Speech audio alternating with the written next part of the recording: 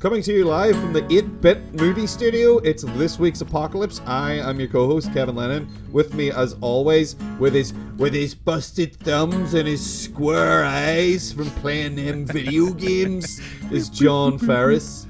Yep. John, how are you doing? Clearly not well. It's rotted my brain. It has. Our parents were right about the video games. Yep. Yeah, my eyes did become square. Yeah. I don't understand. You know what? That was a thing. I remember them saying that to me. You'll get square eyes. That was also if you sat too close to the television as well. Yeah, and I remember thinking, so? That sounds pretty cool. I'll be kind of bitching. I'll be the talk of the town with my square eyes, won't I? Yep. I can make a real P.T. Barnum style sideshow career with that shit. Yeah. So yes, we have been tasked, John. Yes. Or rather, I'm tasking you with making a movie. Or we will make a movie. But the problem, of course, there is this, John. We have no idea what we're doing. We have no idea what we're doing. I have a terrible memory, so I've kind of just forgotten everything I know about films and movies. Yeah. But you know what I do remember and do know a lot about? Video games! That's useful. It will. Well, is it though? That's something we're going to have to determine now. How useful is it to me making a movie with my knowledge of video games? Yeah. It's interesting. Yeah, I mean, it's a challenge, John. It's is. like Challenge Annika. No one's going to remember Challenge Annika. No, that's that reference is way too old. That's lost to the fucking winds and the sands of the desert of time. But yes, John, so I guess what we're doing another different-y episode this week in a way. We're not talking about 3 movies and bumming on and blah, blah, blah. No. Who has time for that? Yeah, who has time Clearly to not us. sit down and watch 3 movies? Not us. No, actually, we did not.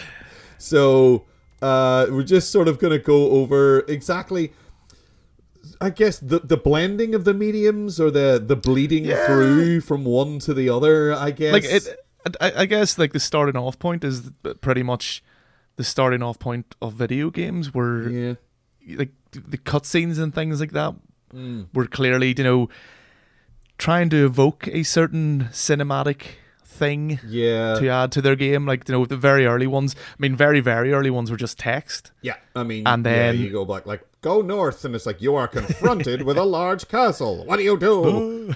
Yeah. Stub your toe. No. You're not supposed to type in, stub my toe. That's why I never got very far in that. Bad at text adventures, John. Die! Sometimes you would write kill self, and you would just get the game over screen. But I think even that, like those text adventures, it's indicative as well of movies and video games have the common source of books and plays and things like that. In our lifetime, we very much remember, and it still does have this stigma to it, I suppose, where like movie buffs, like particularly like Roger Ebert and things like that, really look down on video games as it's not, and you hear that, like, there's still to this day this argument of like, are video games art or not? And it's like, I mean, look at some of them. They're fucking amazing. The problem there is that, like, because like Roger Ebert did kind of go out of his way to make a statement that they could never be art. But he was just which was very silly. He was being a fuddy-duddy grumpy old man, and I completely get that. Yeah, but that's also like movies were kind of treated that way. Oh yeah, in the early 1920s. Like whenever movies were a new thing, like in like the 19-teens and the 1920s, they were looked at as a sideshow attraction. Yeah, it was like you pay your 2 bits for a gander, and then you say, "Oh well, I thought I was going to be hit by that train, but I wasn't, Marjorie. It was amazing. Anyway, let's go and look at the 3-headed boy." And I suppose like you can kind of see where they're coming from in a certain way. Like it is very short, like it's like short-sighted of them, but you can see that it was more of a spectacle. And then as the language of cinema got more involved, and like I mean, now we have discussions about cinematography and editing in movies, and and now try to act all smart. Sometimes and now the amazing thing is we can have that exact same discussion about a video game now, which is wild. God of War is like the latest one. What was it? 2008. I mean, they called it. Sometimes they call it God of War 4, but really it was in that. It's kind of up there with the thing that I do find annoying, John. Here's my grumpy old man coming out of when they make a sequel or a prequel to something. Like, again, we mentioned this before when we were talking about John Carpenter's The Thing on our episode. They did a prequel to that, and they just called it The Thing. Yeah. They did a sequel to Halloween that they just called Halloween. I mean, word is in. They've done a new Texas Chainsaw Massacre that they've just called Texas Chainsaw Massacre. They just keep doing it. And it is a sequel. It is a sequel. That's the problem. They are supposed to be continuations of the stories. Yeah. But they just have exactly the same title as the original, and it's very frustrating. But we're not here to litigate that. No, but although it is happening with video games as well. You've got Tomb Raider when it got rebooted. Was Tomb Raider again. It's okay then because those are reboots. Those are remakes and reboots. They're starting again in a lot of ways. Okay. The one exception you're very specific. Oh yeah, no, because like you can call it Tomb Raider because it's a remake of Tomb Raider. They're starting the story over again. Whereas with God of War 4, it's a continuation. It was the next bit. It was continuing on from Kratos being angry at his dad, and he's not angry at his dad anymore because his dad's dead. So now he's angry at his son. But for anyone who doesn't know, like they've been very clever with this video game in the sense that they've made it. They've basically done it all in one shot. So the cutscenes seamlessly kind of like are blended into the action. Yeah, there's no and the camera then. Effort. Yeah, and it's done so well. Like when you my second playthrough of that game, I was very much paying attention to it, and it's so clever how it's done at times, and it's just this idea of them clearly going right. This bit'll be like a steady cam, like, and this will like pan around here, so then we can see the shot of them too, and now we have this, and it's just really cleverly done, and you can see they're really trying to utilize the language of film to make, because at the end of the day they kind of have to, because this language has been honed to a degree that we as audience members as a whole understand it now. We expect a certain there is that thing that is the language of cinema, like you can communicate to someone, like you don't even know that you're learning it when you're watching it, and then later when you think about it, you mostly notice it when you don't see it. Like the nice example I always like to think about is, or when it's done bad. Yeah, or when it's done bad. Like the like we were talking about Alive the other week, and one of the things about Alive is that at one point in the movie they're stranded in the mountains, and they state, oh, we've been here for 70 days, and we were like, what? Really? Because it didn't feel like time had passed. Yes, yeah. But there are certain things that you can do with the language of cinema to make it seem that way. And one of the ways is one of the most simple things you can do, a slow fade out. You can have a slow fade out at the end of a scene, and then you just know that the next scene is happening a fairly long time later. Yeah. You just know that for some reason. That triggers in your brain, oh, it's been a while. I mean, it's mimicking the sensation of maybe falling asleep, and then you're waking up the next day. I think that's maybe what does it. You can also even have the 3 days later thing. Yeah, or you can literally have some text. A lot of people do that if they want to really emphasize or just tell you outright, I suppose. Or if they need you to specifically know exactly how long it's been, and they don't want a character to unnaturally say it to somebody else, like, it's been 70 days. Yeah, like The Last of Us did that in quite a good way, where it did it like seasonally. Like you kind of had almost like 4 chapters in that first one anyway. I'm not a big fan of the second one, and honestly don't want to go into it because that's a whole internet argument there that it's not worth having, really. If you like it, you like it. Yeah, I don't dislike it because there's a strong lady in it. That's fine. Yeah, that would be an insane reason to dislike something. I think that kind of ruined the whole argument over that one. But no, in the first one they had, it starts off in the is it spring? It starts off in, I can't remember. Yeah. But then it goes through the seasons, so you kind of get an idea of how long it's taken them on this journey, and kind of you see, because I think that's a really good that's a really good cinematic game in the sense that the story's really basic. The story is so like, it's just you need to get this person from point A to point B. There's problems in the way. That's fine. It's really not that complicated. But the genius of that game comes through in the characters, the character development, how they bond, and also another thing which has improved kind of as a whole in the gaming industry is voice acting. Oh yeah. And it's helped elevate kind of the legitimacy. I can't even speak. That's the word I'm trying to say. Why don't I just dub myself saying it over you? For some reason, my brain just stopped working halfway through the word. So, but yeah, like it helped, make video games a bit more legitimate. There we go. There we go. You find a different tense to use, John. You conjugated it in a different way, and then here we are. Well done. And and again, like script, like as I'm saying, like the script of that video game, almost called it a movie there, is really good in the sense that the characters, and even the characters you meet along the way, are very well developed, and you instantly kind of know who you're dealing with, or you learn who you're dealing with. Which, let's say 10 years before then, probably wouldn't have been the case. That was not a thing. I mean, I always go back to when I think about acting in video games, you have like a lot of big names now that we know. We know the names of voice actors now. We know like Nolan North and Troy Baker, and people like that, and they're like, you can almost spot them. You hear them in a game, and you go, cool. kind of infamously for Nolan North. Yeah, he's everywhere. I mean, there was a point where he was in pretty much every AAA video game that was coming out had Nolan North in it for a period in like the mid, like from 2008 to like, I don't know, like 2015. Every single game seemed to have Nolan North in it. What were the games where it was like literally there's a character creation and one of them you pick the voice Saints Row. and Saints Row, yes, 4. you can literally pick Nolan North. Saints Row 4, Nolan North was a selectable character. Almost, you could have your character be him. That's when you know you've made it.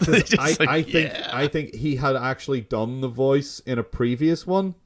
Yeah. And maybe he'd done the voice in the third one, and then in the fourth one they just let you pick that voice was just Nolan North, and you just picked it. Although he's insanely talented, there's so many games that you will play and or that I have played that actually he's in The Last of Us, and I didn't know for a long time. Nope. He's one of the creepiest, most horrible, he's bastard of a characters in that. Awful in that game. He's brilliant performance, but the character he plays is terrible, and I didn't know it was him until after I'd finished it and he came up in the credits.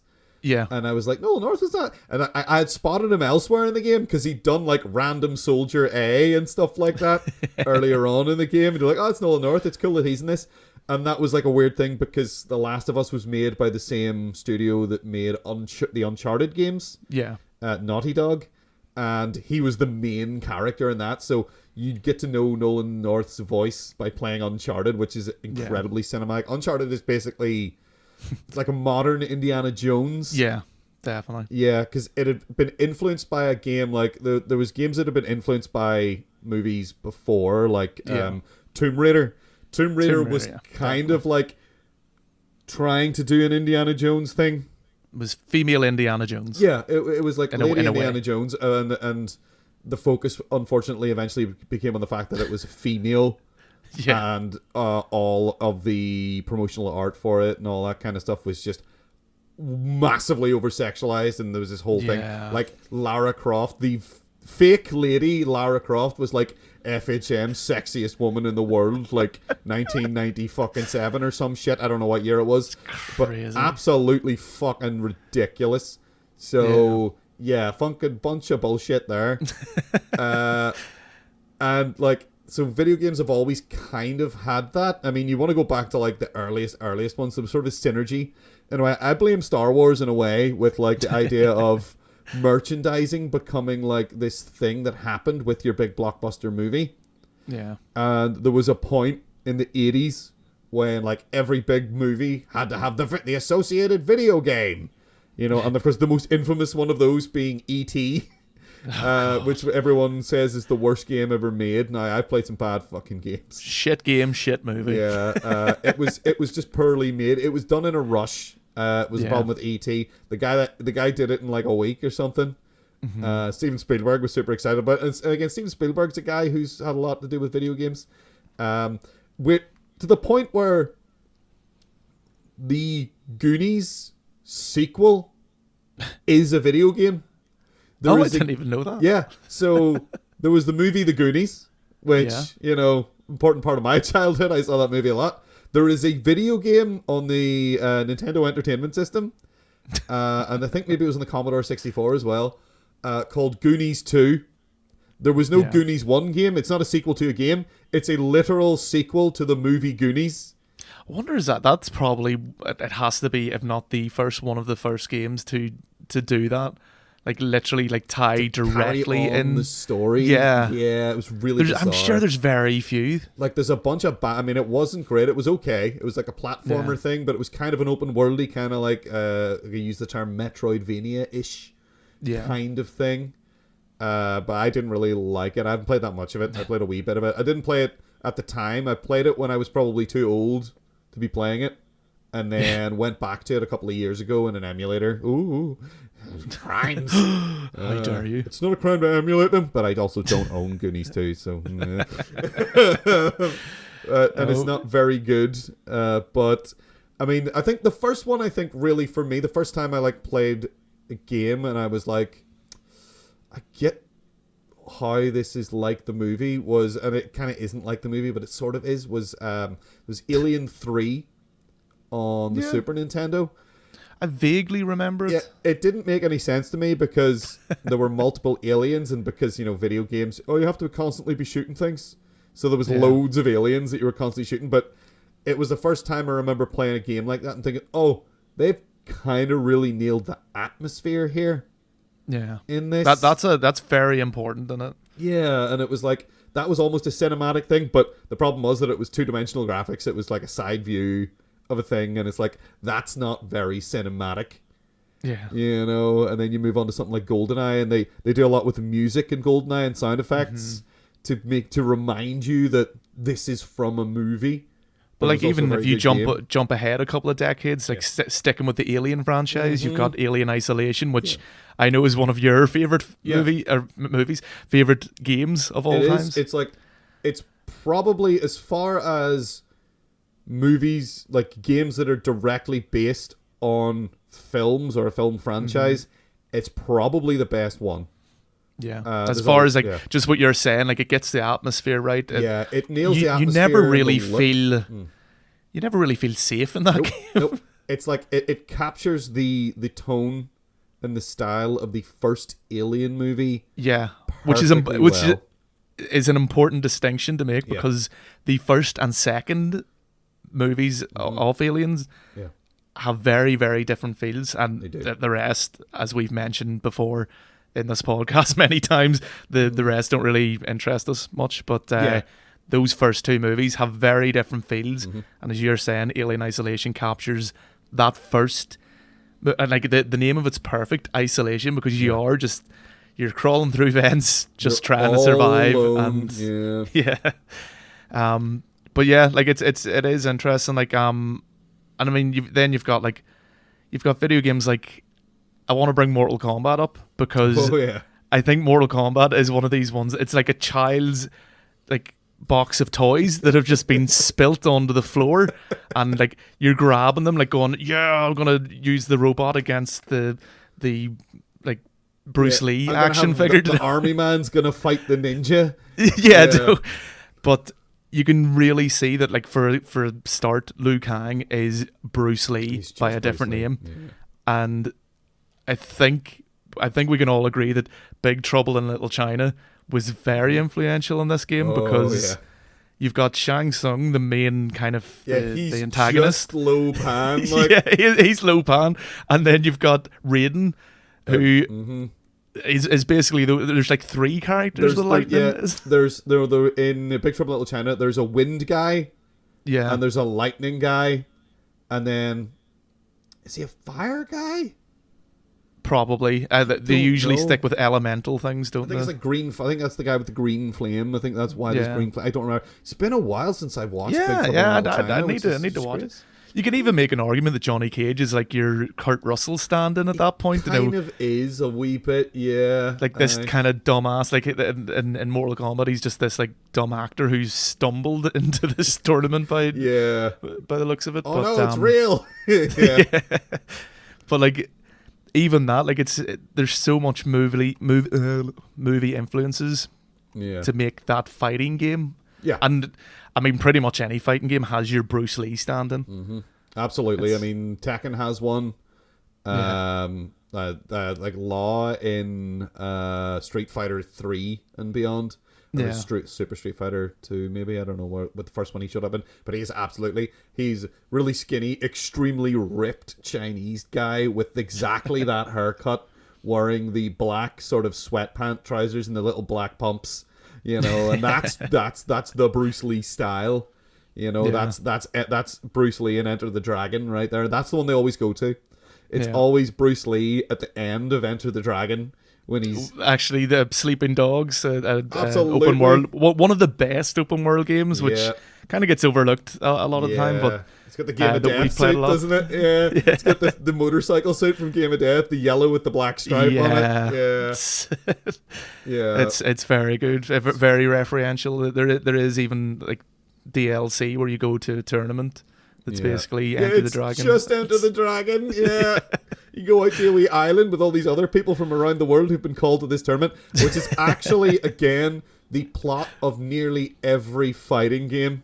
Yes. It's the plot of Street Fighter is the plot of Enter the Dragon. The plot of the original Mortal Kombat is the plot of Enter the Dragon, but also with spooky monsters and interdimensional shit. But it's like Enter the Dragon. I mean, 4-armed monsters. Yeah, we talked about this when we did our video game movies episode when we were watching Mortal Kombat. That the plot of the Mortal Kombat movie is the plot of Enter the Dragon as well. Yeah. They can't get away from it. You know, they accidentally created a genre like 15 years before that genre even started in video games when they made that film. So that's a huge influence. That's one of like for my youth anyway. There was a lot of games we were playing were fighting games in like the early 90s. Yeah. It was like Street Fighter, Mortal Kombat, Killer Instinct. Those were the good ones. I don't think there was a lot of like people didn't really like Killer Instinct that much, but they did enough. I really liked it. I got really good with one I remember person. Enjoying it. I got really good with the one girl in that Orchid. I was really good with her and nobody else. I think that was kind of back then, like if you ended up with a game, you more or less forced yourself to like it anyway, because the fuck could you get it? You couldn't afford another one. Yeah, because like that was your game. You had it. Now we have disposable income and we're idiots, so we just go, I'll buy that. Or you get drunk and go, I wonder what's on sale. Oh, let's buy everything. Let's and then buy regret the it Predator. the next day. Let's buy the Predator in Mortal Kombat because that'll be funny. Oh yeah, that happened. $18.99. What? It's never quite that expensive. It's always just on the wrong side of too expensive when you buy those things. You're like, oh, I feel good about this when I hit the button, and then bad about this immediately after I hit the button. Whoops. But there's it is interesting though how there's almost like this shift happening because video games they will continue to be using that cinematic language, but they've always kind of mimicked, or they've always been like I don't want to say stealing because it's not it's not really stealing. Like they've been using it like certain films like GTA, Grand Theft Auto have been using like Scarface and things like that for. Was it GTA 3? Was that one? It was Vice City. Vice City, yes, sorry. One. Yeah. Because GTA 3 was more kind of Goodfellas and 3's more Goodfellas, and then you have to be honest, San Andreas is like Boys in the Hood and Menace to Society. 5 was kind of Heat. It did because it was all heists and it was all planning heists and stuff like that, and they did a few things in it that were like spot on the nose Heat. Yeah. It never quite got there. I think the online more than anything was trying to be the Heat game after the actual game that was doing Heat, which is Payday, which is the game that like they were like, here, what if you did the heist in Heat except it could go right? and you could win at it. And then they came out with Payday, and it was like the biggest thing ever. Payday 2 were like the biggest games ever on the internet for a short time. I don't know if they're so big anymore. And then like their other game, LA Noire, which is just any kind of detective story that's been made, specifically LA ones, LA Confidential and things like that, like they're in there, and it's Angels with Dirty Faces. It was fucking the Maltese Falcons got a wee bit in there. There's every sort of noir investigative, because like there's a turn in that game where you go from being a police detective to being an investigator, and suddenly you feel like you're playing a fucking Raymond Chandler fucking adaptation, and like it's full of that stuff, and everyone's dressed like you expect them to dress, and the music is spot on. It's very much it's not the Naked City was a thing in that, but there was a TV show that is based on the. There's a movie, The Naked City, which it's very good actually, and you can get it. I think you can watch it for free in a lot of places, because it's old. That old. Yeah, it's so old that no one. I don't think anyone owns the rights to it anymore, or whatever happens with that. Yeah. But it like even because those games kind of I was about to say they're not that old, but I think to us they don't feel that old. Yeah, but they probably are. I think a lot of people would say, they're ancient. Like yourself. But I find it kind of funny that now there's always been kind of people trying to capitalize on the video games increasing and popularity miserably every time. Apart from with Mortal Kombat 1995. The original Mortal Kombat movie is so enjoyable, but ultimately, ultimately it is a failure. I mean, it could just, like, we did talk about this at length in, I don't know, it's like episode 7 or 8 or something, or maybe it wasn't. It feels like it was a year ago, but I don't know exactly when, but we definitely did video games and talked about Mortal Kombat, and we did choose Mortal Kombat as the best video game movie because it is. Yeah. Which says a lot about video game movies, because it's not a good film, but it is wonderfully enjoyable. It's like you're clutching at straws there. You're like, well, I had fun with it, so that makes it the best. Yeah. I don't think there'll. Well, maybe I shouldn't say this, but I don't think there will ever be like a very well regarded video game movie is amazing. If anything, it's an amazing movie. Yeah, it's still carrying on. Like there was that Uncharted movie that just came out that was hot garbage, which I mean, you knew it was going to be hot garbage from the from the moment they announced that they were casting Mark Wahlberg as Sully Sullenberger, or not. That's the fucking pilot. That's the pilot, John. Victor Sullivan, Jesus Christ! Yeah, why is he playing Sully, like the real life really Sully funny guy? That's Tom Hanks. You know who would have been a really good Victor Sullivan? Actually, Tom Hanks. Yeah, that's a way better choice. You know who would have been a better Sully? Anybody that wasn't Mark Wahlberg. That is one of the worst casting ideas ever. I mean, because honestly, like if that movie had been kind of done. I can't believe I said Sully. Yeah, that's if that movie had been done kind of well, or like done even slightly competently, I think I might have went to go see it in one of my weaker moments during the week when I went, fuck it, will we go see that? But as it stood, I was watching these trailers going, that looks terrible. Absolutely. What were they thinking? Yeah. Well, they were thinking money, and then they were thinking, oh, maybe not. You know who's really popular? A kid who plays Spider-Man. Yeah, he's not a kid. He's like in his mid-20s or something. Yeah. See, that's the problem, is that they were going to make it way back when, like 2009, and everyone was like, Nathan Fillion, he'd be perfect, because you based fucking Nathan Drake basically on Nathan Fillion characters. You know, he was like a blend of Indiana Jones and Malcolm Reynolds from Firefly. Yeah. That's who Nathan Drake is. And everyone was like, you know who'd be perfect for that? Nathan Fillion. And you know what they did? Then they were like, we don't know. Pre-production. We don't know. Maybe not. and then they put it on hiatus, and then they cast Mark Wahlberg because they're fucking idiots, and they were like, oh, he could play this character that he doesn't look like or act like or embody at all, and everyone was like, what about Nathan Fillion? And people kept saying Nathan Fillion, and they were like, and then they didn't make the film. You haven't seen that the fan made? I have. It was highly enjoyable. It was highly enjoyable, but he's too old now. He's too old, yeah. Straight up, that's the problem. And then that was their problem with Mark Wahlberg, is they waited and they waited and they waited, and then they were like, right, well, Mark Wahlberg's too old to play this version of Nathan Drake, so let's just make him the next character up in the age scale, I guess, which is the stupidest reason to cast somebody. Like, we've already got him in the film, so let's just move him over to play this other guy, even though he's terrible for the role. Yeah. But yeah, absolute hot garbage. They're doing what, and like with the advent of the, I guess you call it prestige television, which is basically TV that looks like movies and has movie stars in it. They're now doing this Last of Us TV show.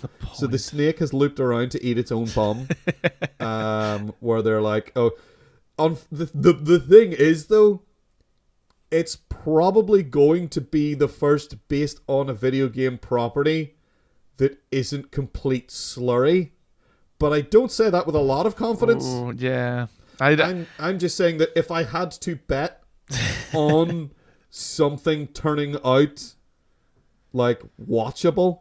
Well, I mean, I think you're overlooking. I'm looking on IMDb at the minute at the upcoming video game movies. Oh gosh. And I don't know. 1988's Sega release, Altered Beast, has been announced. What? Who the fuck cares about Altered Beast anymore? I mean, I care about Altered Beast in a historical context. It was always terrible.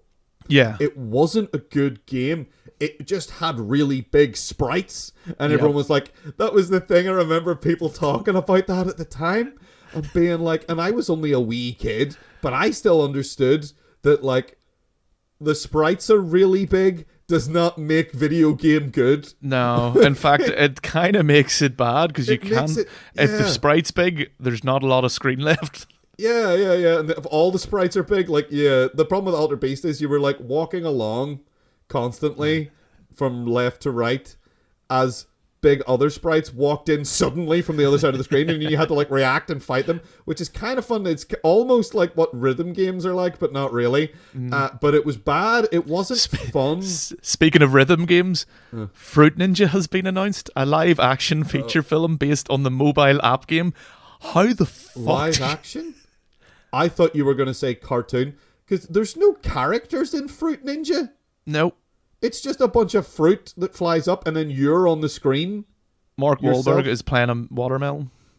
I thought that really, you started that sentence. I thought it was real. Mark Wahlberg. You said Mark Wahlberg, and I was like, oh my god, Mark Wahlberg's in it? No. Yep. He's playing a watermelon. So that's another video game movie apparently that's coming out. I assumed you were going to say it's going to be like some 20-minute cartoon or something that they put together. Tetris 2? Was there a Tetris 1? Like a Tetris movie?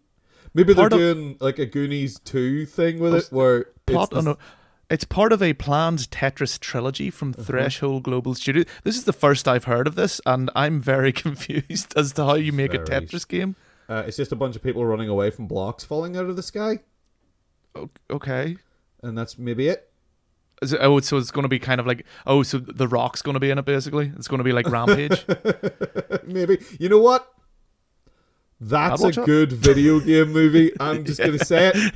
I'm going to commit right now. We have to quantify this with... Okay. It's not a good movie. No, but... It's silly and ridiculous and stupid. I had a thoroughly wonderful time watching Rampage. Starring Dwayne Johnson. I remember it fairly clearly, and it was pretty good. It was better than House of the Dead. It was... Fuck, that's not saying much. It was better than the Street Fighter movie. It was better than Prince of Persia. Yeah. Oh, these are all bad movies though. But it was better than them, and it was fun, and it had Dwayne Johnson, and he's so charming, and he says he's gonna be in a new video game movie, and nobody knows what it is. And there's talk that it might be God of War, yeah. Because they are doing a God of War, but I don't know. We'll see. They're also apparently... There's one here that's announced, and I suppose at this point I should clarify that just because something's announced, for anyone who doesn't know, it means absolutely that Asteroids movie never happened. There was a movie of the game, there was going to be a movie of the game Asteroids that never fucking showed up. But I love the idea that like someone out there is thinking of making movies about this. So apparently Roller Coaster Tycoon has been announced. What? And just below it, in what I'm looking, it has that little icon thing of add a plot. And I'm wondering, is that the studio like hoping that someone will add a plot to this? Someone else is gonna come in and like be like, oh, okay, that's a great idea for a movie. Will you write a movie for me? Yeah, put it on IMDb and we'll see. Because I think, like, I mean, in this list, you've got Mass Effect and all here, and I think Mass Effect has been announced for a while, and I think it's one of these terrible ideas. Same in the way that I think The Last of Us is a kind of bad idea, because you get connected so much with those characters and those specific voice actors. Like for me, Joel will always be Troy Baker. Yeah. And it just seems, and Ellie will always be Ashley. What's her last name now? I can't remember that. That is a travesty because she's a brilliant actress. Yeah, she was in a very good film that I highly enjoyed called The Innkeepers. That I would recommend you watch. It was really weird. It was one of those things. I saw it years ago, and I remember halfway through it, because it had been annoying me for the whole film. I was looking at her and I didn't recognize her, and every time she spoke, I was like, I know you.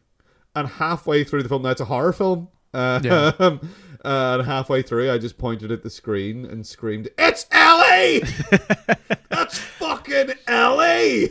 Ashley Johnson. Yeah, she's been in lots of stuff. I remember Dollhouse I was watching. It's not the best series, but she was in that for a good wee bit. Innkeepers is very good. I like the Innkeepers a lot. Yeah, I expected it to be stupid and crap and cheap, and it is cheap. It's it's definitely a very indie horror movie about two people who are working at this sort of inn hotel place that's literally the last night it's open, and they've only got one guest. Yeah. And like they're convinced the guy who she's working with runs a website that's all about how the hotel's haunted. Ooh.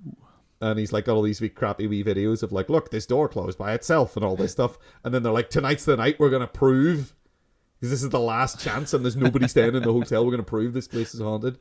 It's very good. It's really understated, it's not like it's not in your face, but I cheap does not equal bad. Nope, Night of the Living Dead was cheap as shit. Going to just bring up Halloween again. Yep, cheap, but it worked. Yeah, they only had 3 pumpkins. We've been referencing John Carpenter like fuck here. Oh, we have to. There's been a lot of actual games that have been made out. I mean, there was a Big Trouble in Little China game. Yeah, that was garbage. The Thing, of course. There was the Thing game. Another one that as we mentioned there about following, like the Goonies one, following after the movie. It's a sequel. Yeah, it's a sequel to, again, I guess it's another sequel to The Thing that's just called The Thing, because it is just called The Thing. At least it's in a different medium though, so you're not going to get confused. Do you want to play The Thing? It's like, how do you play a movie? Quite simple. You put it in. You put it in the VCR and hit play. Oh, John, that's good. It's like, how do you get to Carnegie Hall? Fuck up, you. Yeah, so that was a good one. Did you ever play the old Ghostbusters video game? It was basically a management sim, but also... I didn't play the old one, no. No, the old one. We had it for the ZX Spectrum. They did make one that was like a third-person one that was a bit broken and kind of shit, but it was... Yeah, it was bad. There was a first-person one. There was one that it was on... it was a third... it went first-person when you use your things. PKE. Yeah, when you use your little... Your PKE meter, I think it went first-person. That was fun. I played through that with a friend of ours. We rented. I think we rented it when it came out. Wow, that's going back a bit. It wasn't even that, because it came out. I think it was Xbox 360. I think that came out on. Yeah, it was. Yes, yeah, it was. Yeah, so we had a nice day just playing through that, because it was. But again, it suffered from the problem that a lot of video game movies suffer from in a way, in that it was just referential to the source material constantly. Yeah. Which was sort of why we were playing it in the first place. I'm going to admit that. We weren't going in looking for, like, the next great chapter in the Ghostbusters franchise. Like, the only thing that's getting you through that game really is nostalgia.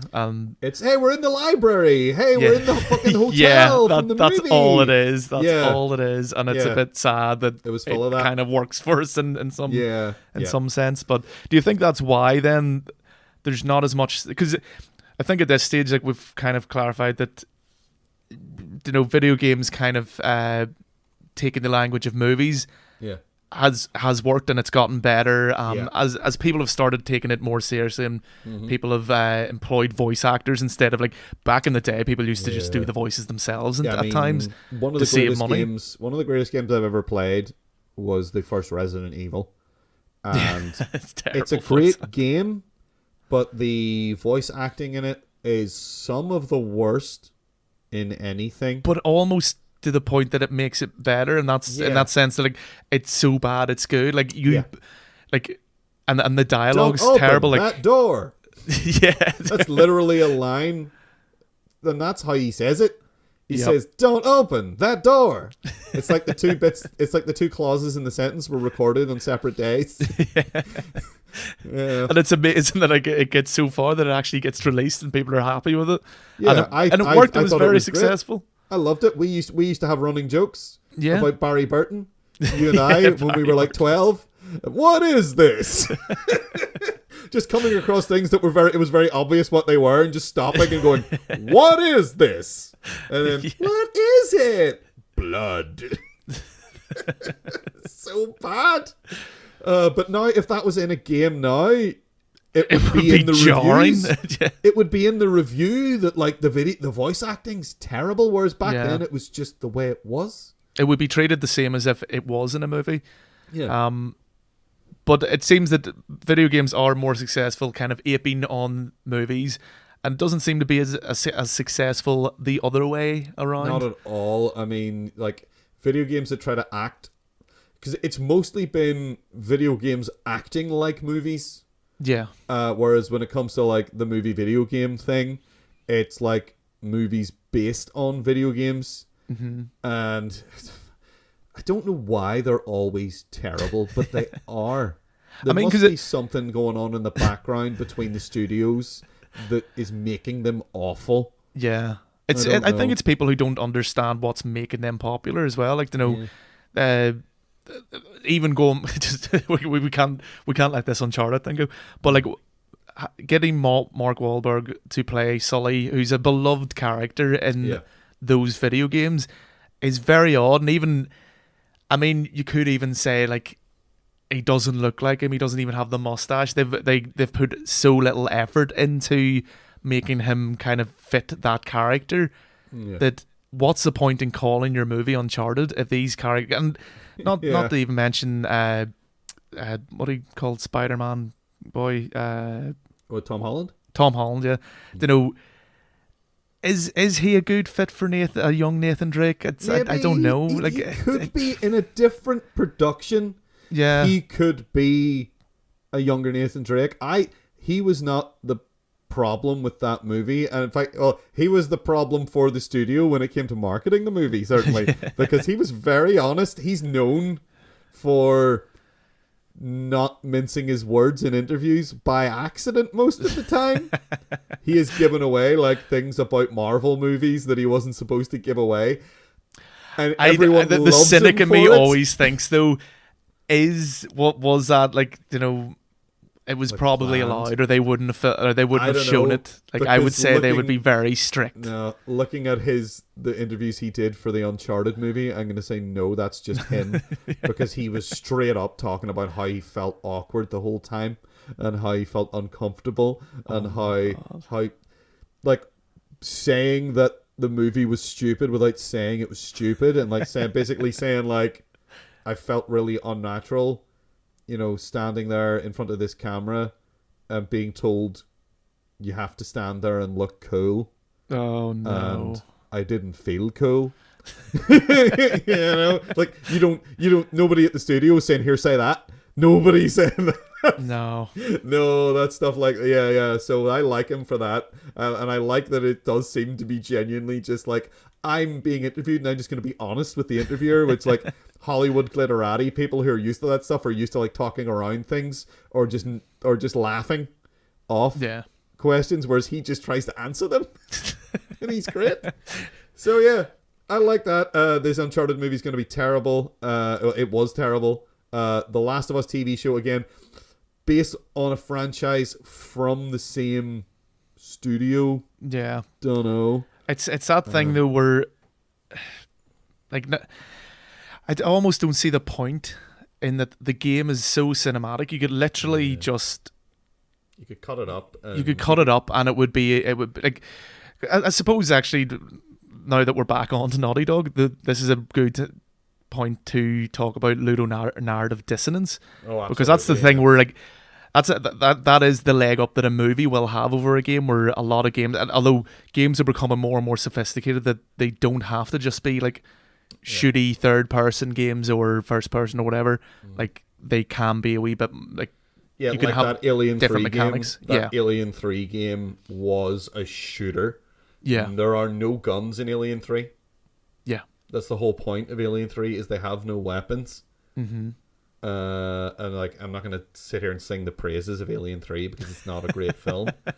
But that was them almost trying to get back to Alien. Yeah. Then, and yet this game comes out and you're picking up flamethrowers and pulse rifles and assault rifles and smart guns as you're running through this level saving these prisoners or whatever. Because for anyone who doesn't know, because we just threw that term down, ludonarrative dissonance is kind of it's when the action part of the game doesn't gel with the cinematic or the cutscene part, the story part. So yes. A lot of people like to use the example specifically in Uncharted.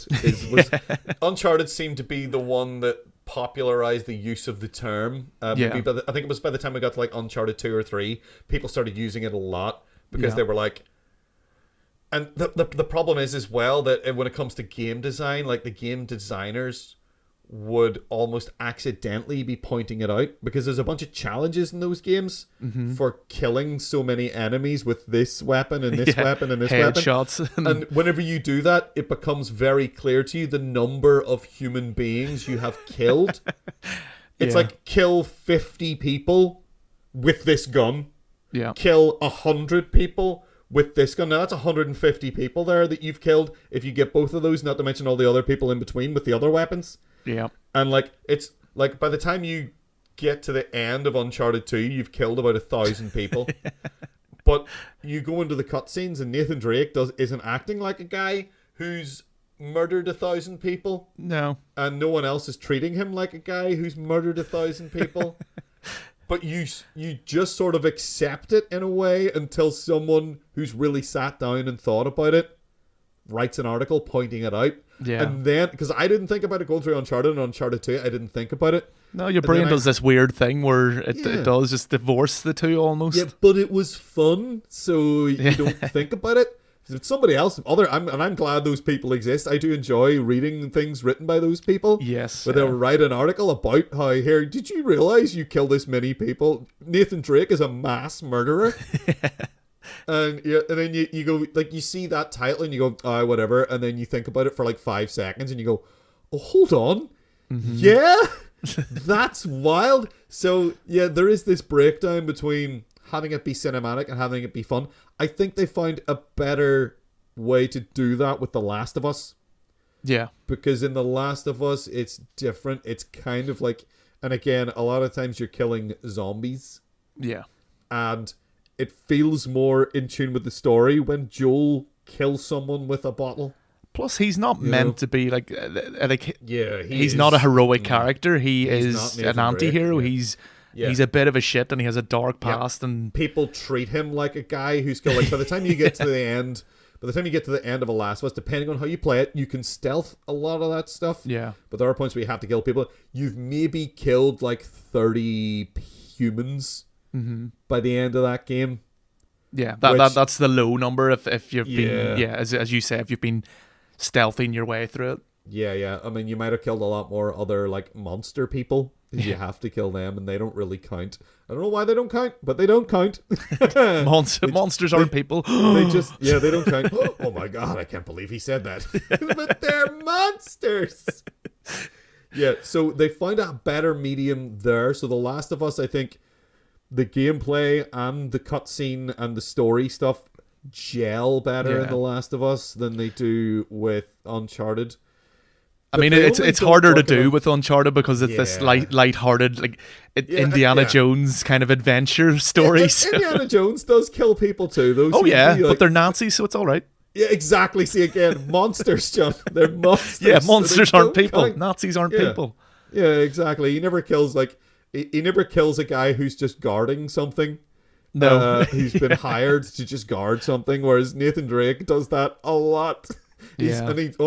Man, that neck snapping sound in Uncharted, it's burned into my brain forever. Oh, and also in The Last of Us, the way, oh god. And it's like when you think about it too long, it actually makes him seem like a complete psychopath because of the way he acts after. It's all like, wee jokes and like wee snide remarks and things like that, and you're like, that guy's a fucking maniac. Yeah, like he doesn't even register that he's killing people now. It's just like you can imagine sitting in court and he's in the defense. Sitting at his wee defense table, and they're just playing surveillance footage from all these places where he's just gunning down wave after wave of people, and like, I can't believe you walked up behind that guy and snapped his neck. Oh my god, how do you justify that? And he's just like, I had to get the idol.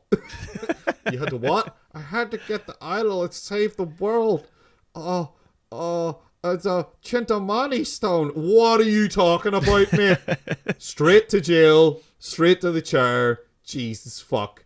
Yeah. Meanwhile, the mercenary's family is a couple of seats behind him crying their lamps out. Absolutely. Yeah, it's terrible. It's fucking horrible. I mean, they address that in them. There is a joke that I do still... It seems to address that in, weirdly enough, Austin Powers. Yes, they have they have two, I think, extended sequences in Austin Powers where a family is basically being notified about the death of a henchman.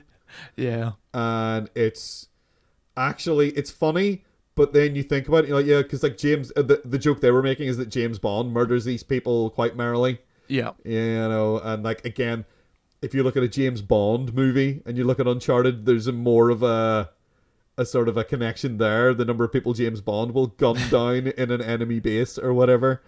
And that kind of makes sense that they're taking influence from that. But it's when they try to get real on you that it breaks down. When they try to like have you have like an emotional moment with this person. And you're like, Nathan Drake killed 50 people this morning. Before breakfast. And now he's having an argument with his wife and I'm supposed to care. Yeah. That he lied to his wife. Oh, he lied to his wife, did he? What about all the people he murdered? And the problem is, they are clever about it because you do feel that. You feel bad that he lied to his wife. Yeah. And you're not thinking about all the people he murdered. Well, you're thinking about how Kevin, his wife feels. You're recently married man. You need to know this. You can kill as many people as you want. Just don't see if you lie to your wife. Yeah. If you want to take anything from this. And I think your wife would agree. Kill whoever you want. Just don't lie to her about it. Just don't lie to me. Well, I know your wife should probably even help you. Yeah, give me a hand. Like, yeah. Get the old. She's big on poisons. Yeah. Oh, I would imagine that. Yeah. She's got a poison ring, man. It's really scary. It's I imagine you have something like it's like, I'll make the tea. Right. Okay. And then you're like dipping it into something, like putting it on a plant first. Right. No, it's okay. Yeah. See if the plant dies. Wait a minute. We had an argument this morning, and she's making tea. I don't even drink tea. Oh, nice. Yeah, but I gotta say, like, see, in researching this episode, because we do research sometimes, even though it might not seem like it. It did kind of get me into... I got some, like, real... Again, this is the problem as well, I think, with this, is I got some nostalgia going on, John. I got some real nostalgia. That's always dangerous. Yeah, and I stumble across it. I'd forgotten about it temporarily, although it's a game we talked about a lot in the past. but I completely forgot about the Blade Runner game. Oh, I love that game. It is, yet again, it's another one of those, like, in-universe sequels almost. Yeah.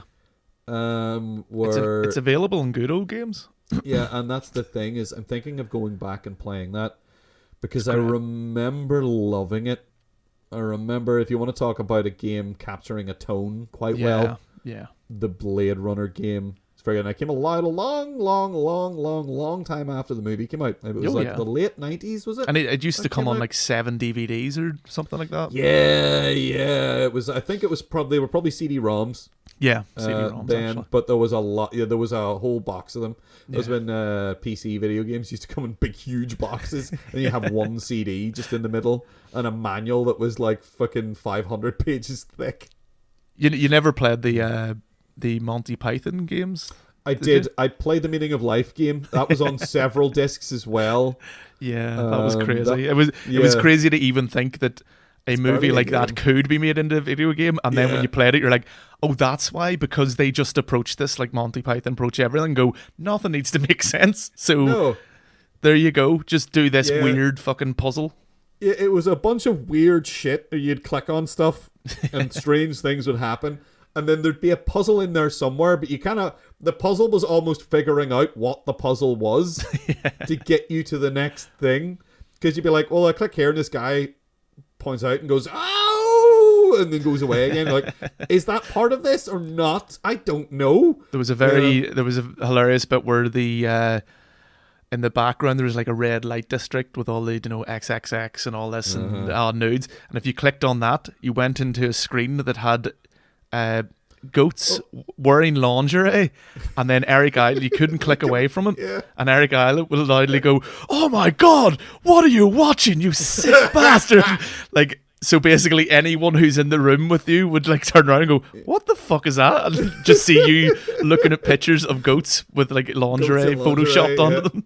Yeah, see, that's how you do a video game movie adaptation. That's how you take a movie and turn it into a game. You don't go, all right, how do we just hash through this story? That you go, right, how do we take the tone of this thing and interpret that into something interactive? Like, I remember they kind of did that with... It's interesting when they try to take, like, a movie franchise and make, like, a side story. They did that with The Matrix a bit. I didn't really like those games, but they were kind of all right. I don't remember what it was called. There was one that was like supposed to take place between The Matrix and The Matrix Reloaded. Oh. The two of them, that was okay. But the problem for them then is that another game that was influenced by movies had already done the thing they wanted to. Now that movie was that game was Max Payne. Yeah. And what had happened was, what are they called? Remedy Studios. Who, my god, you want to talk about fucking somebody writing a game and having it come off like a really good movie or a really intense TV serial. Oh my god, how have we not talked about Remedy already? Because they're maybe my favorite. Naughty Dog have made some good stuff, but Remedy have done some good stuff. Yeah. Like, Alan Wake is basically like a horror TV show turned into a video game, and Control is like this weird, like, what if the X-Files was a whole government goddamn department? Yeah. And nobody knew about it, and like Max Payne was their sort of like noir thriller. It was very much, there's so much movie influence in that, and also comic book influence, but primarily they took the bullet time the bullet time concept from The Matrix and thought, what if we did this all the fucking time? And in fact, not only that, we give you a button for it. And the problem was Max Payne had come out and executed that amazingly well. We were like, it's amazing, mate. Look, you jump sideways and time slows down like a John Woo movie or The Matrix, and you bang, bang, bang with your two guns. And then this Matrix game came out that didn't really do that. Everybody had already played Max Payne, and they were like, what's this? This is like shit, Max Payne. Making video games is hard. Making video games is hard. It must be so soul-crushing, because they were probably in the middle of production when Max Payne came out. Yeah. It's like you can't put the brakes on to add this innovative new thing in. It's like, oh no! Look at this really clever thing they did over at Remedy. Maybe no one will notice. Yeah, everybody noticed. Everybody was like, yeah, it's like you can do this in Max Payne and the bullet time starts, but it doesn't happen in this. And you're like, yeah, bullet time only happens at this point in this game, and that doesn't make any sense, because in Max Payne, and then they were probably holding their heads like, no, stop talking about Max Payne, please. You imagine the people involved still like wake up in cold sweats, like just having nightmares where people Max Payne. Exactly, yeah. So it goes both ways, and there's a back and forth, between it, but I mean, there's still people who can't really use. They're not great at using these cinematic tools. Yeah. Like I'm thinking specifically of David Cage, who like with Quantic Dream, they've made games like Heavy Rain, Detroit Become Human is the most recent one. Fahrenheit, or what was it called? Indigo Prophecy. Yes, I believe is the original. all those. And then, don't know which one to call it. And then that Beyond Souls, Beyond Two Souls, which he has the thing. He likes to now cast actors, established actors, like Willem Dafoe was in Beyond Two Souls, and Elliot Page was in that as well. It was fucking awful. There were some things about it that were very cool, but it was a terrible game. Heavy Rain was very much like, it was kind of trying to do sort of like a Seven thing a little bit. It was kind of the most palatable in a sense. Like, it was okay. Successful of his games. Yeah. But he comes across as someone who just wants to be a movie director, but I don't think any studio would give him the... Yeah, he wants to be a movie director, but I think the problem with him is he also likes to write, and he's a bad writer. He's a very bad writer. I would go on record as saying that David Cage is maybe even a terrible writer. Yeah, it's one of those ones where, like, we've talked about people like this before, like Uwe Boll, who it's almost like they've never, and M. Night Shyamalan, it's almost like they've never met a human before, and David Cage fits in there with them, where it just, you play his games, and they're very cinematic in that sense, that they're basically just, what would you call it, choose your own adventure games. Interactive movies. They're it's like... It's like the Telltale stuff, which is actually they're usually better written. I think they're usually written by a team. Way better written. In fact, the probably one of the best written games ever is the first season of the Telltale's The Walking Dead. Yeah, it was very good. Everybody laughed after that. There was so they did that. They did Telltale's The Walking Dead, which is very, very good, very well written. And then those guys left to form their own studio. Yeah, and then they had another game come out called The Wolf Among Us.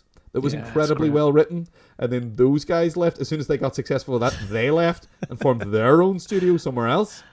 Wow! They all became writers on other projects, and those other projects were very, very good. Like the Wolf Among Us people went on to be Campo Santo, and they made a game called Firewatch, which was absolutely wonderful. Apparently, it is also in that list of announced movies, and it's like. Really? It got optioned as a movie years ago and still hasn't happened. It's not. It's one of those ones I hope doesn't happen, because I would put money on it never coming out. Yeah, it's a brilliant. And like, I mean, that goes back to our argument, our rebuttal of the argument that video games can never be art, because that's a very like there's no like violence in that game really in a sense, but it's such like a slow paced, like nice.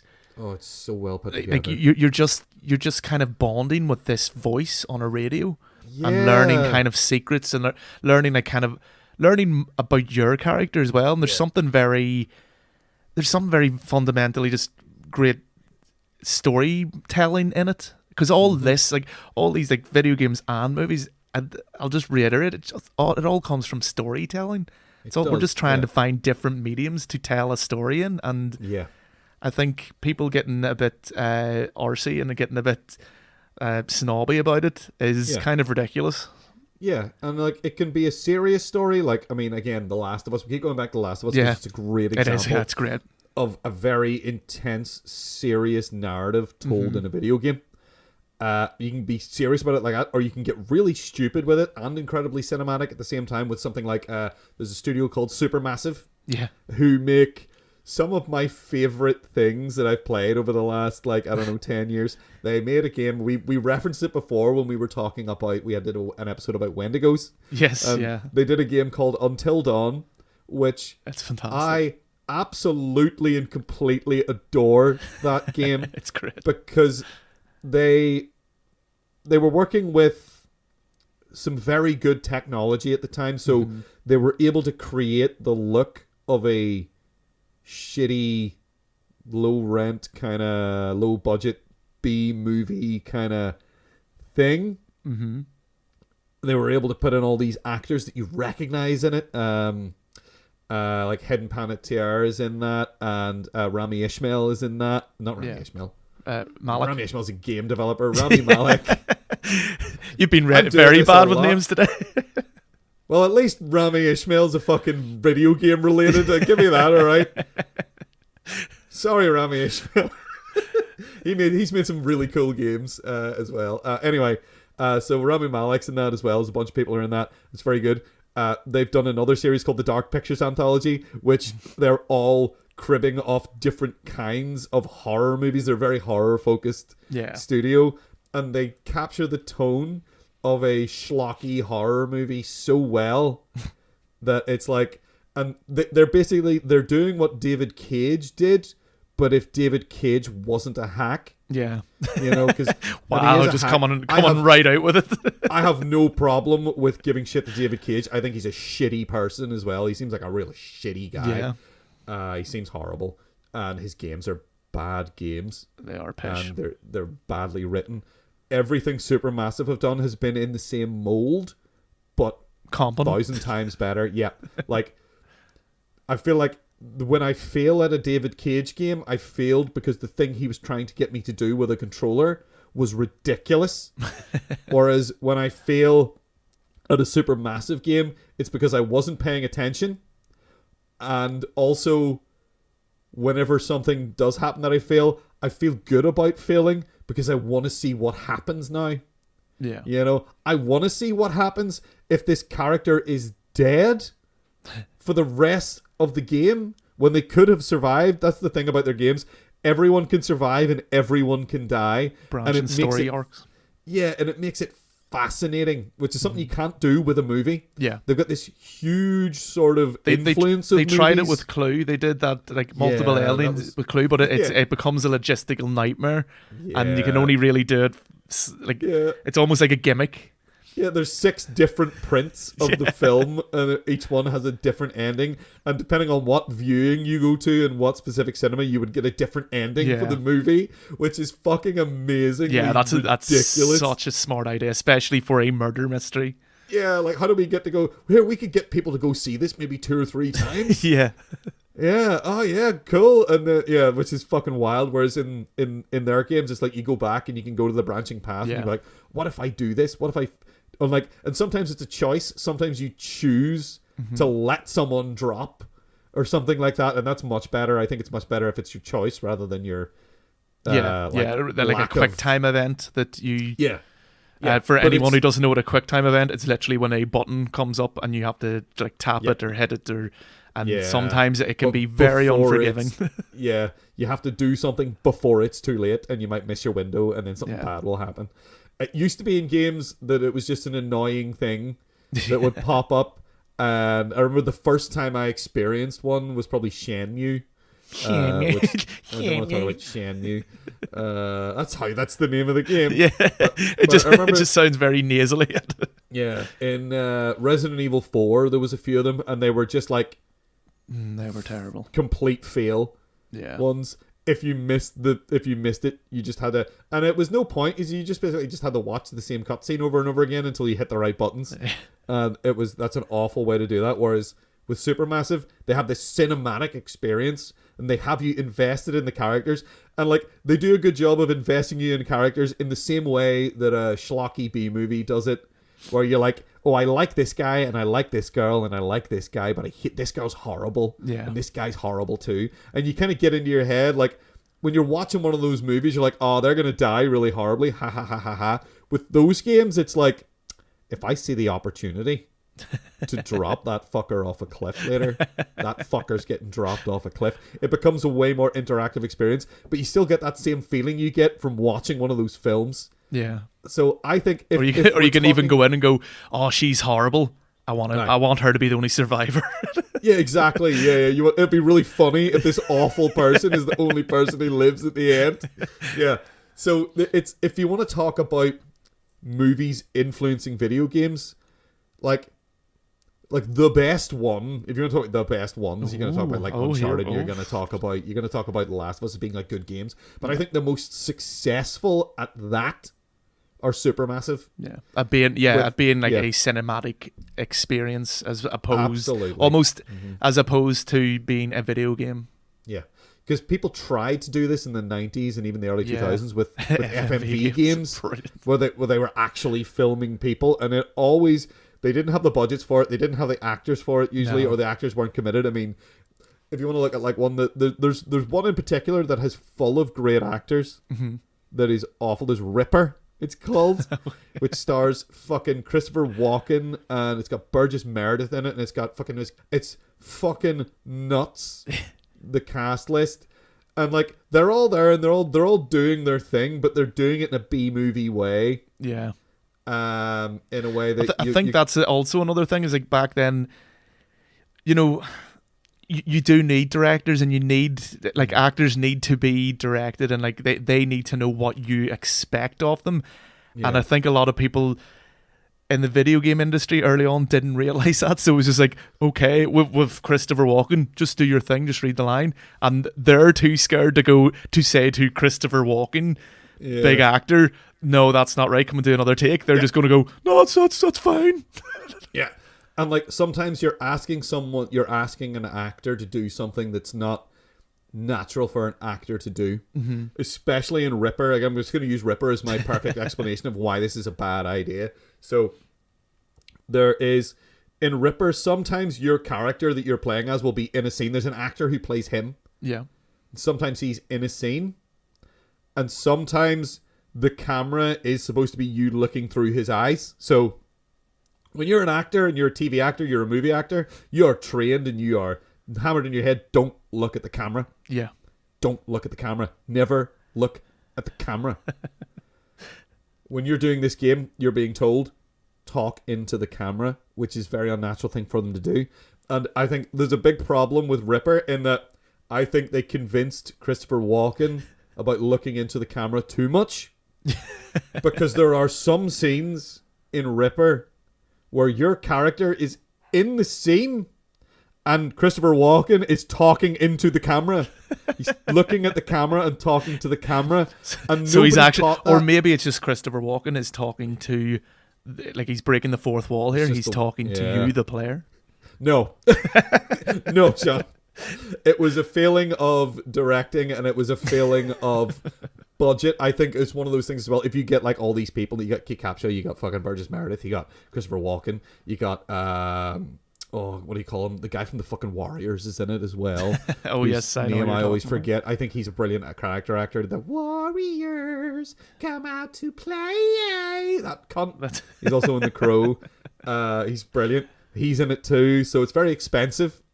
And like there's a point where it's like, we have the footage that we have, and we just have to put this game together with this. I think that's the problem with a lot of FMV games, is they shoot it all and then they sit down later to put it down and make it into the game, and they suddenly realize then, if this was a movie, we'd go back and do reshoots. But we can't do that because Christopher Walken's away working on actual movies now. Yeah. And it'd be so expensive to get him back for reshoots and X and Y. So they just have to bodge together with what they've got. And it becomes a nightmare. Whereas if you're working with a computer generated character that looks like a person, you can do you're doing the direction in the voice acting, of course. But then you can make the computer people do whatever you want. Yeah. You could have them be spinning around in a spiral, talking normally, or like floating in the air, or doing whatever, you know. So I think as well, there's something to be said of with the emergence and like the popularization of CGI being used, that actors are becoming more used to like working on like a blank canvas, as in that they're not on a proper set, and a lot of these video game the FMV things, I don't think the actors would have been used to that back then. They would have been in costume and would have been on like a green screen, and that would have been it. And it's very odd to kind of get your head into the scene if you don't know what the scene is. And I don't know if they would have been described in at all, or in a good way. But I think actors being more used to like working with nothing essentially is and the other side, knowing what to expect from the actors, or trying to like work around that by like having focus points for them, like you have that like golf ball on a stick thing that they like, that's where the monster's face is. So well, there was a great example of that done the wrong way, I think, whenever we did Cool World. It was I think it was the best example of how to do that wrong that I've ever seen, was Brad Pitt trying to interact with cartoon people in Cool World.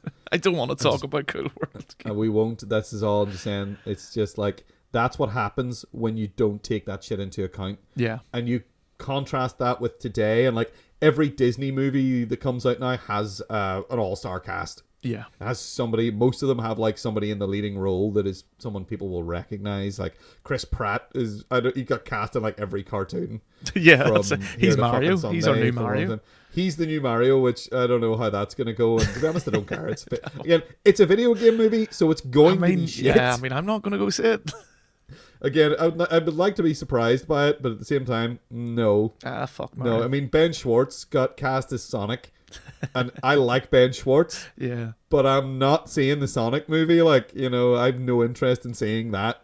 And I'm not going to see the sequel, even though Idris Elba is Knuckles. Yeah, which kind of makes me want to. I actually seen the first one.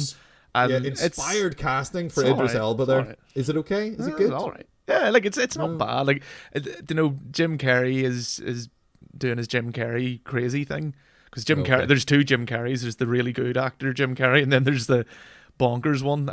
So he's doing the bonkers one, and he's kind of fun to watch. But there's Ace Ventura, and then there's Eternal Sunshine of the Spotless Mind, and never the twain shall meet. Yeah, hopefully not. But he's like really good at both as well. Like, I have a lot of time for Jim Carrey.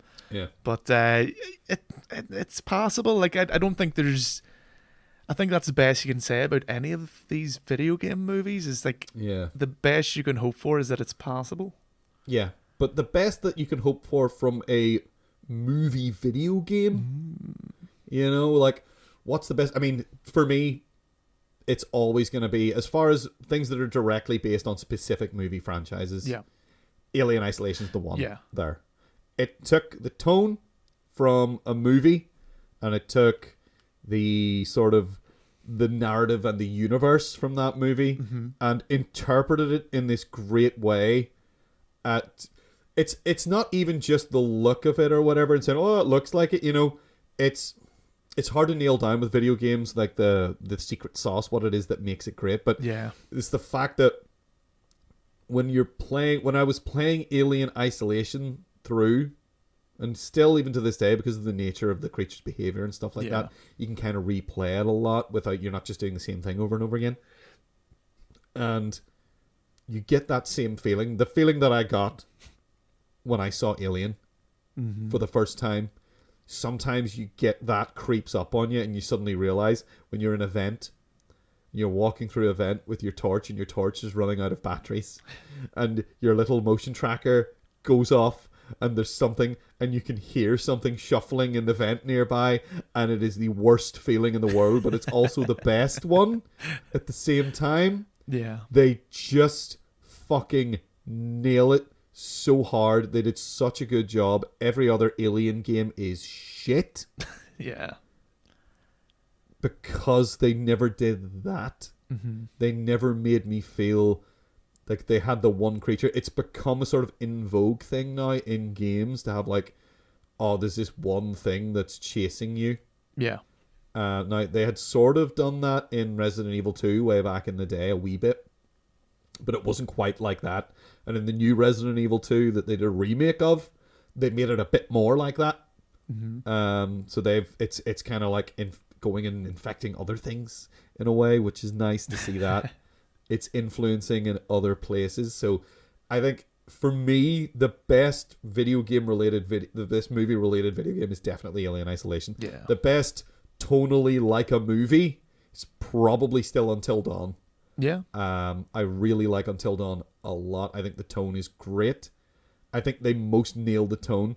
Last of Us is this weird middle ground where it's just fantastic. I love that first Last of Us. I really do love that, and it was, for me, I think it's the most cinematic. Like the whole.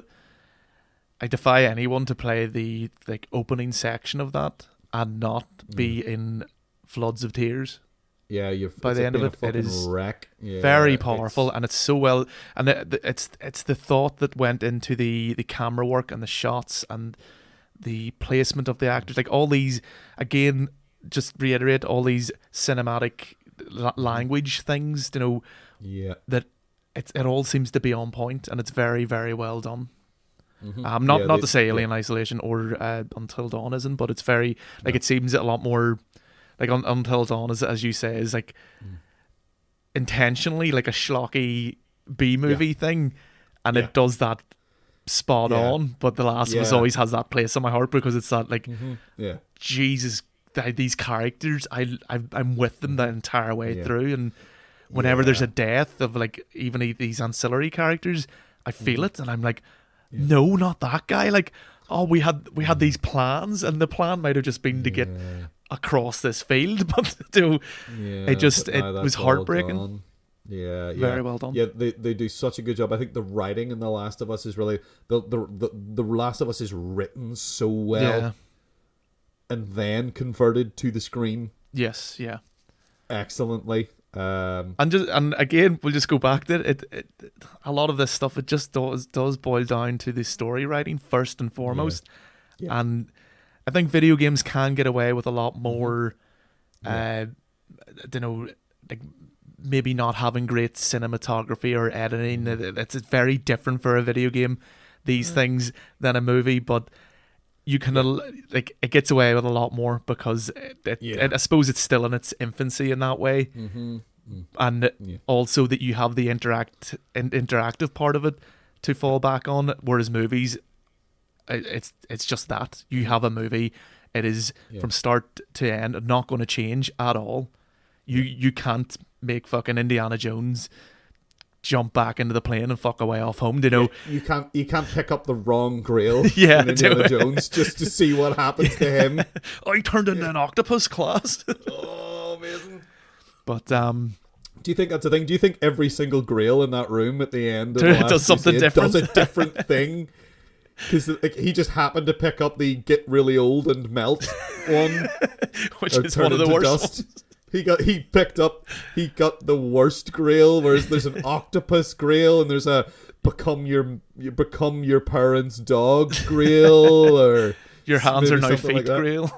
Yeah, each of them is like another silly movie, where it's like, I'm in the body of a dog. Oh, how am I going to get by now? Oh God, we shouldn't say it, isn't it? Now that's just Disney's ears have perked up. It's like, oh, now we can make all the Indiana Jones sequels we want.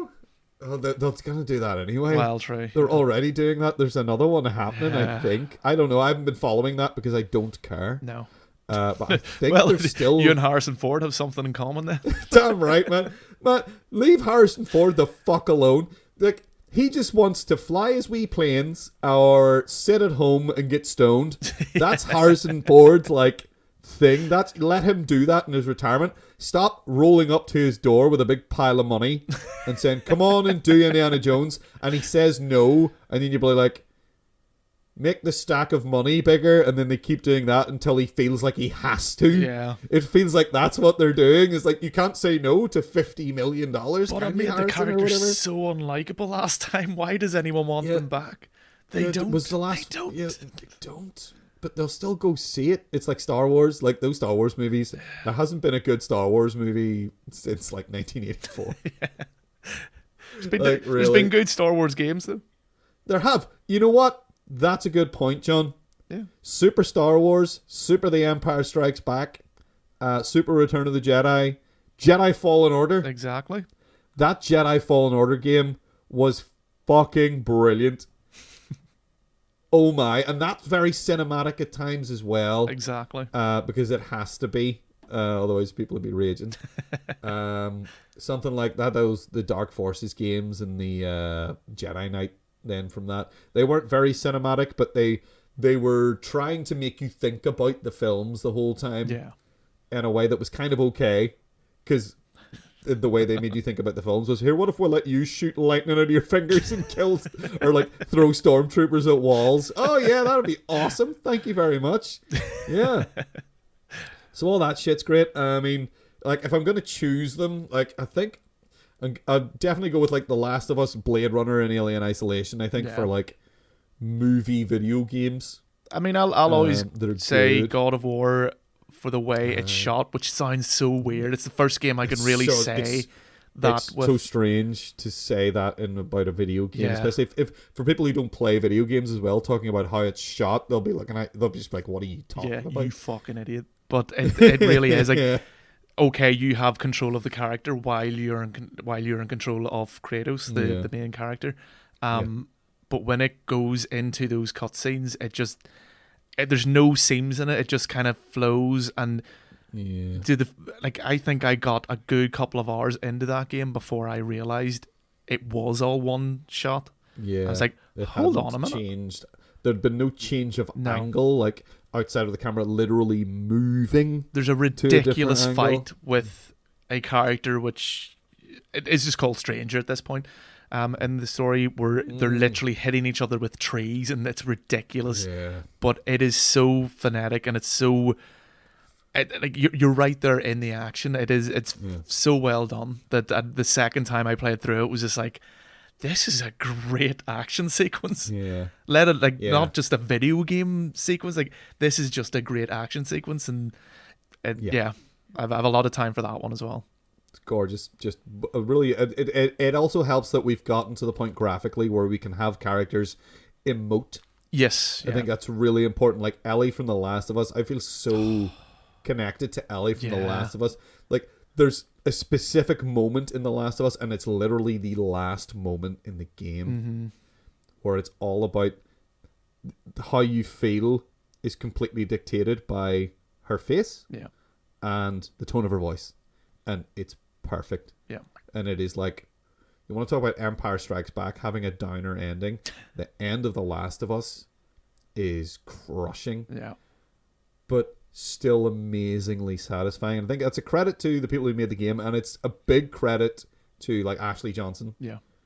And the composer as well, actually, because we didn't even touch on that, how music has gotten better with video games and is on par with film score at this point. You know, if it's now being given the recognition, and people making the video games now want their soundtracks to sound a certain way and to evoke a feeling. I mean, the music, and there's a game called Journey that came out in the PlayStation, and with the music in that is such an important part of that game, and it's beautiful music. It's absolutely astounded music, especially towards the end. There's this like swell that I've played that game multiple times, and every time it seems to happen whenever I need it to for the character. It's I cannot understand how they do it. It's fantastic. It's so intelligently done. Yeah. They know they're pulling on your emotional heartstrings in a way that movies have been doing for decades. Oh, yeah. And they finally figured out how to do it. I mean, back in the day when it was like two-dimensional and you were talking about like RPG games with a lot of text, you could kind of pull that off. Yeah. But there's just something about I always come back to the very end of The Last of Us where you're just fucking devastated. Because you've just been through it, and it's intense, and like the adrenaline's still pumping, and then suddenly you fade in, and everything is calm, and you go through this little sequence where you are in control again. Mm-hmm. And you're like, oh, what's this? And it's the proper conclusion to the game, and then it sums up where we are in the narrative with just like 2 lines. Where it's just a little exchange between 2 characters. Yeah. One of them asks the other one a question. They answer. And then the other person pauses just that little bit too long and responds. Yeah. And then cut to black. Great. And you're just like, I can't play another video game now for at least a week. Yeah. That's me. I'm just going to go and sit in the other room and think about life. Yeah, I just need to process my feelings here for a while. What the hell? Did I play a video game? Well, so I think in conclusion, John, I think that's a good set of influences for us to take from. I think Naughty Dog in general, Alien Isolation for just like interpretation of tone, and God of War for cinematography. Weird. God of War for Weird. best cinematography. Weird. God of War best cinematography. Until Dawn for best pretending it's a movie. Yeah. I think if we're going with like something that feels like a movie straight up, Until Dawn for me just wins every time. And like we could have got into like there's Red Dead Redemption, there's Batman, the various Batman series that have happened. Just a huge amount of influence from genres on Red Dead Redemption. Yeah, is crazy. That it's all about, much like Unforgiven, the movie that pretty much inspired it. One of the movies that inspired it. Mm-hmm. It's all about the death of the Western. Yeah, it's all about the death of the West, which is what Unforgiven was about. And they managed to turn that into a game an open world game where you can fuck about and do whatever you want, and yet it feels very cinematic despite that. Yeah, and it's gorgeous and it's beautiful, and the music is pitch perfect and all that stuff. Again, all these things that go into making a film went into making these games. Yeah. And they feel so good. And again, if you want to do this with a game, it's so expensive. It is so expensive to do that. And you can understand people make little indie games that don't quite get there. Yeah. And they have to, but then they find other ways to do it, you know. And video games has always been this sort of medium whereby, yeah, the story's shit, but it's fun to play. 10 out of 10. Yeah. Still, you know, it's still a really good game if the story's terrible and it's badly written and poorly acted. Yeah. You can't do that for films. It has an advantage over films in a way. Yeah. I think. But again, making video games, again, I'm just gonna say it, making video games is so hard. You know, again, like we were talking about that Matrix game earlier and how everybody was like, this isn't as good as Max Payne, and they're like, yeah, we know. Oh no, would you shut up, man? yeah, fuck up. Leave me alone, Mum. Yeah, you know that Matrix game you made with your mates? It's not nearly as good as Max Payne. It's shite. Thanks, Mum. Yeah, so it's hard, but it's nice to see them blending like this. And of course, you know, and I'm probably, you know what? I'm probably going to go and, because I think I maybe did buy it in a sale when Blade Runner. I'm going to go back and play. I got to go look through the 5 different friggin' storefronts that I might have own a game on and see if I bought Blade Runner on Good Old Games already. It's very cheap Steam anyway. I bought it as soon as they kind of found it. It was difficult to get, but for them, I mean, they had to like track down the original files and all this. Good Old Games are great. Yeah. But I'm so glad they got it. I played a bit of it and was like, this game's fantastic. So in conclusion, we're going to go and make another Blade Runner. Yeah. We'll make a new Blade Runner movie based on we'll base it entirely on our experience with trying it's to going to be running. It's going to be a direct sequel to Denis Villeneuve's movie that came out. The 2049, yes. Yeah. But we're going to do it 10 years from now. Yeah, we're going to wait 10 years and do it then, because that's how you have to wait the amount of time it is between the movies to make them. That's what they did with fucking Blade Runner. Cool, so awesome. So we are on Twitter. We are at 7-Day Apocalypse. That's at numeral 7-Day Apocalypse. You can email us on filmcast@thisweeksapocalypse.com. That is filmcast@thisweeksapocalypse.com. We also have a YouTube channel. We put stuff up there. This Week's Apocalypse, of course. So John, say something video gamey.